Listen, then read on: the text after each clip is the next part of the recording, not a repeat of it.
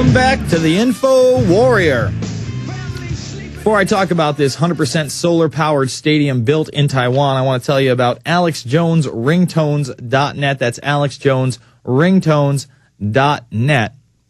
You want the best of the Alex Jones rants, they're over there. I know I haven't gotten my stuff over there yet. I need to get my stuff over there as well. But they're a cool little tool. You know, you have your ringtone as an Alex Jones rant. All of a sudden you're in public. It goes off.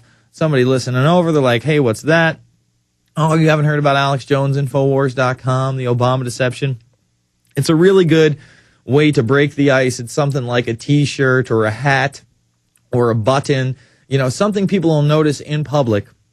And, you know, having Alex Jones going off about 9/11 being an inside job, the bankers owning Obama, it's just really provocative and a cool way to get the message out there. AlexJonesRingtones.net. So, this stadium, hopefully we're going to hit the article over at prisonplanet.tv so you can see this. This is the World Games Stadium.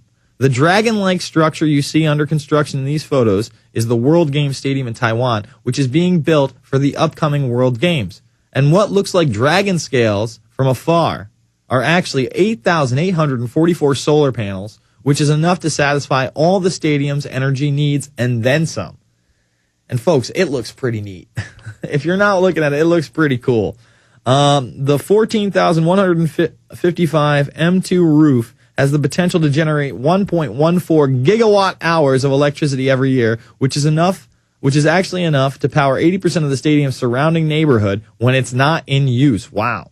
It was designed by Japanese architect Toyo Ito and cost around $150 million to build and can hold 55,000 spectators. That's pretty, $150 million, that's like a drop in the bucket. Hollywood movies cost that. That's actually really cheap, wow. And in case you were wondering, the World Games is kind of like the Olympics, except that 30 different competitions, including diverse sports like skydiving, billiards, frisbee, sumo, and tug of war. In other words, eventually, events that I'd actually like to see. Pretty cool. Pretty cool. All right, let's take some calls. Let's go to Sean in Utah. Sean, you're on the line. Hey, Jason, how you doing tonight? All right, man. Thanks for all your work. Appreciate it. You're doing really good on the radio. I'm glad to see it. Thanks, man. Yeah, I just had a quick comment. That Come and Take It T-shirt from InfoWars is a great tool. I got that shirt and just been walking around with it, you know, and it's a really good conversation starter. So. Yeah, no, people, exactly. That's another great, that's why we have these new T-shirts, because you want to be provocative. You want people to ask questions. Hey, why are you wearing that? What does that mean? What's at that website? And you generate a buzz, and you actually build a grassroots movement and awakening, not a media-controlled, montage of Glenn Beck and Sean Hannity telling you that Obama's the bad guy and that we need to regulate taxes.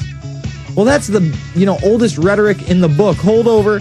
We're going to hold Sean over. We're going to go to Josh, Ryan, Steven, and others. It's the Info Warrior with Jason Bermas, prisonplanet.tv, Infowars.com.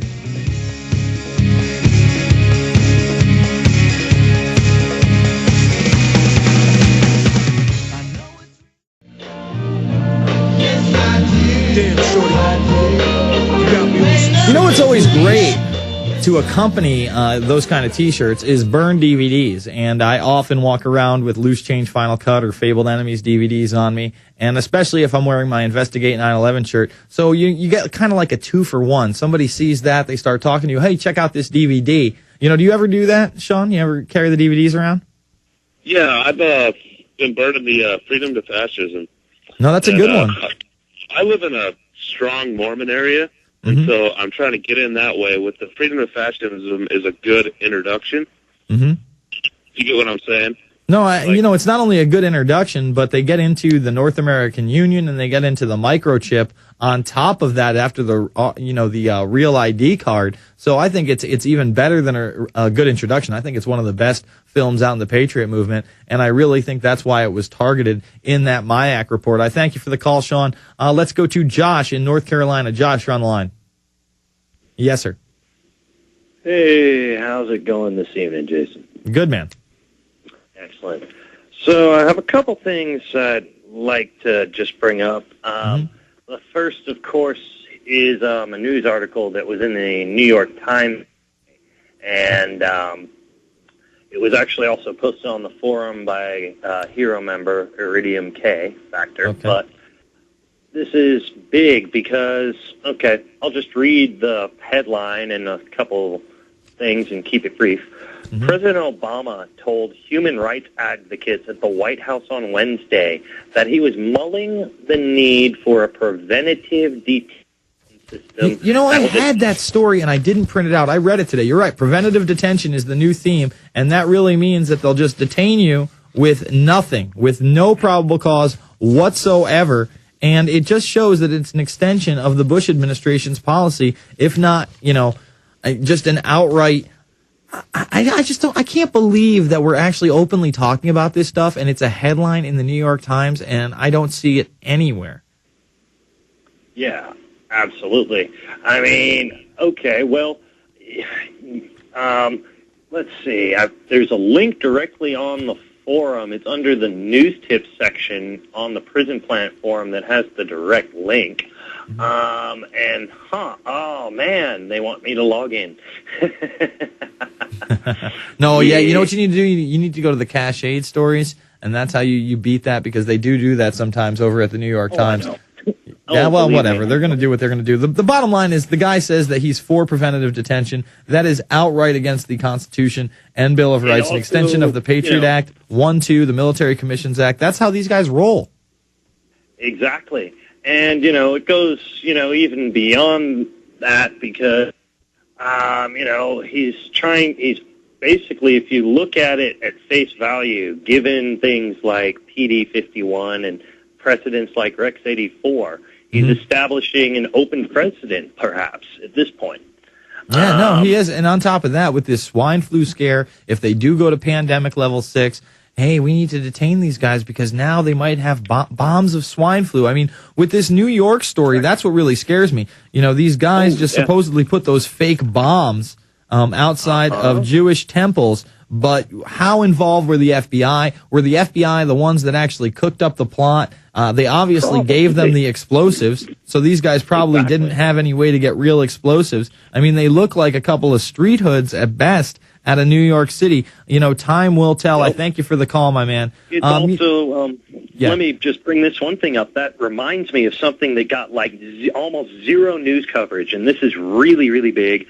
And basically, I'll try and make it quick. There was a guy in New Hampshire who was going to set off a dirty bomb, and it was reported about in the local New Hampshire newspaper, and there's also a link to it on the forum.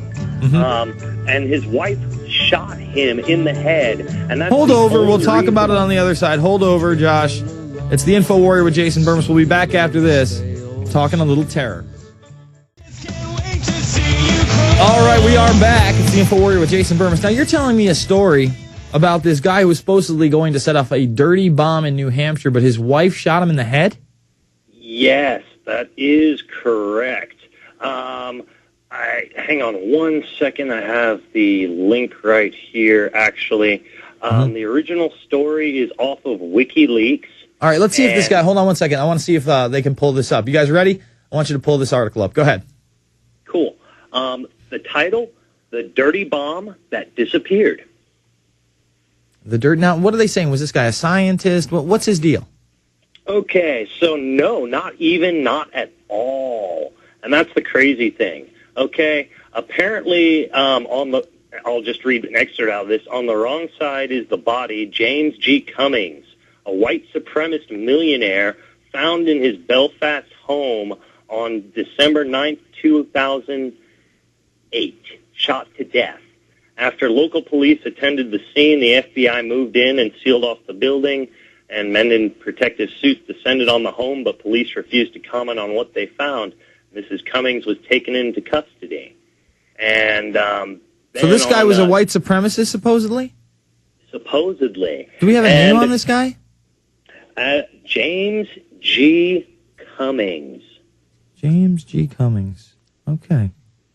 Well, this is all very interesting to me. It definitely is worth looking into, and the fact that the media didn't report on it and fearmonger about it, Exactly. It tells me that maybe it was a real threat or something else entirely was going on. I mean, that's what it seems.